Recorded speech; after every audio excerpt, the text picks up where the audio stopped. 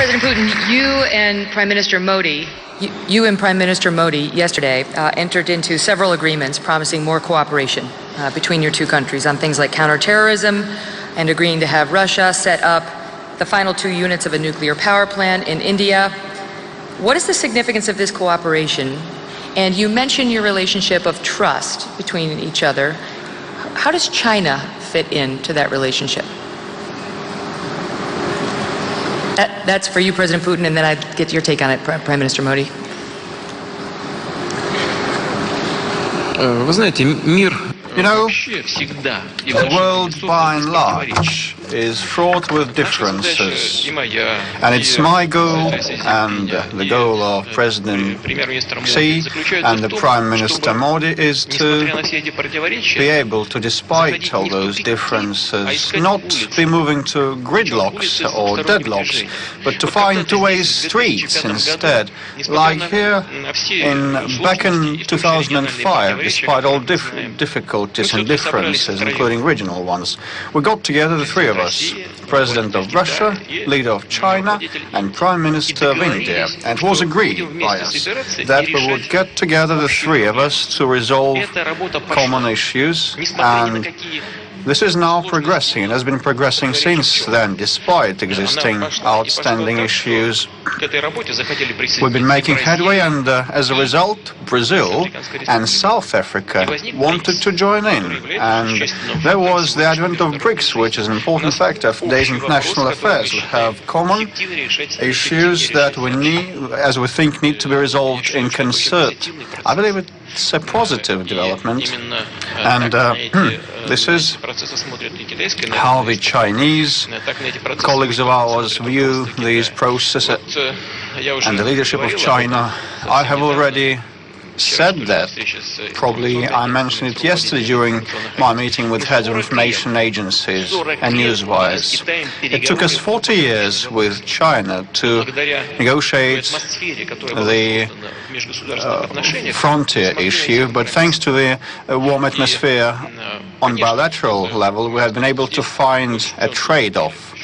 Well, we made concessions and China made concessions, but we've been able to achieve a solution that provided additional scope for advancing our relationship.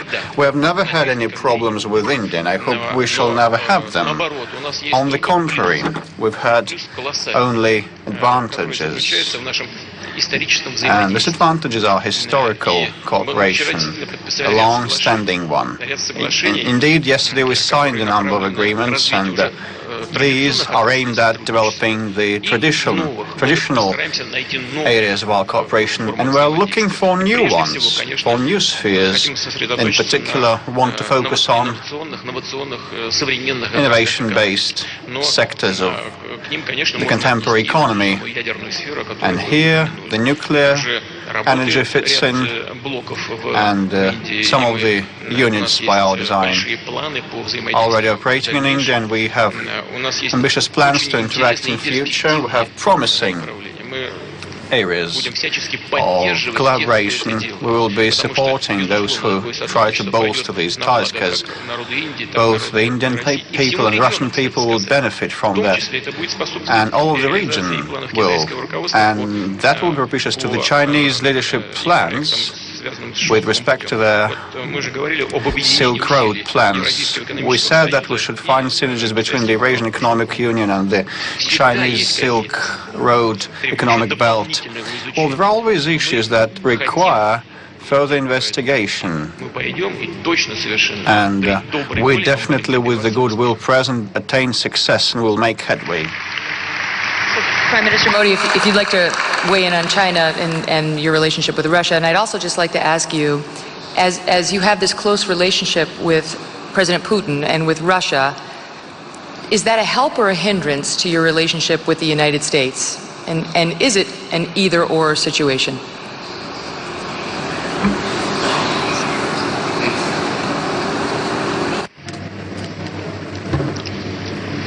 एक तो जब हम विश्व की चर्चा करते हैं तो When we talk about these issues, right now we have to stay where we are. 20, 25 years ago, that is not the world we have today.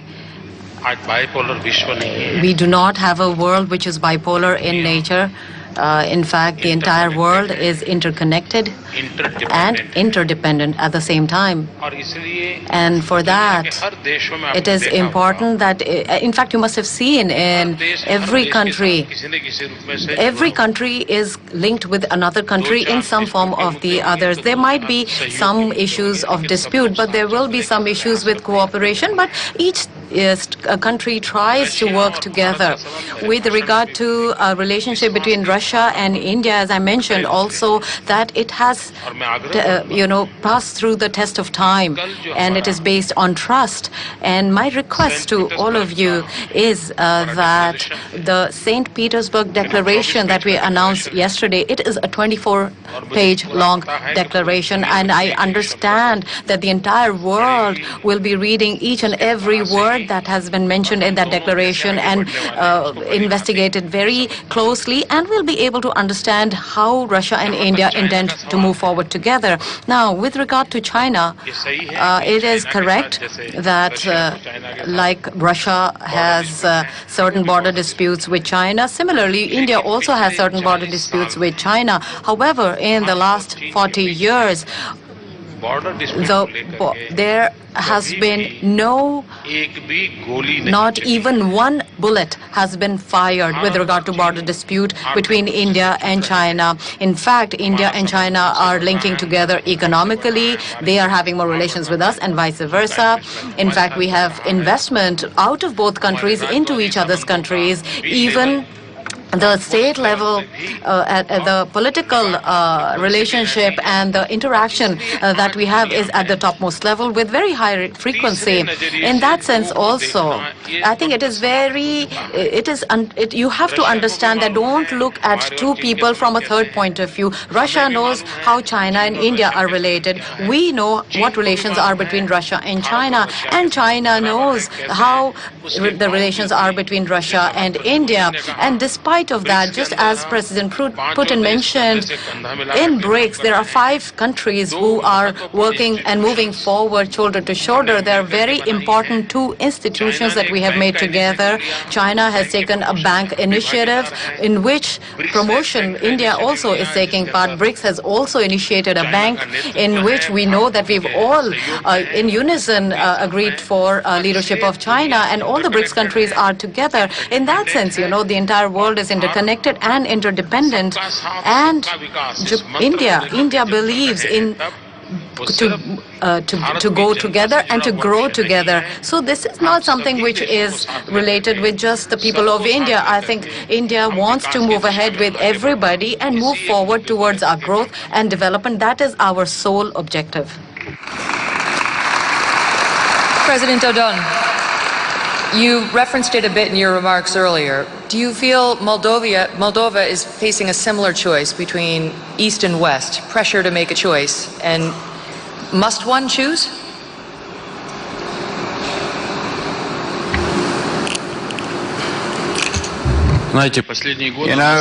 Over the past years, recently, we've been convinced that the European Union, some people believe that the European Union is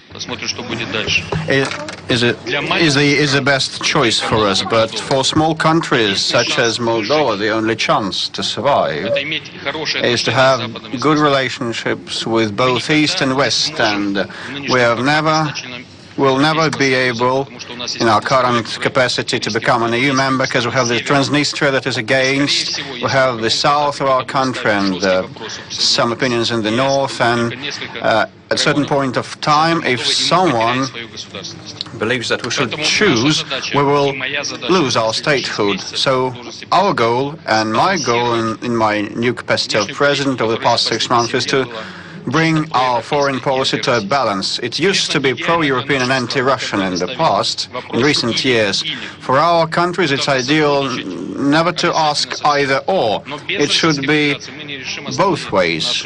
We should cooperate with both. Without Russian Federation, we will not be able to resolve our key issues like the Transnistrian issue and others, and the unification of the country, national accord.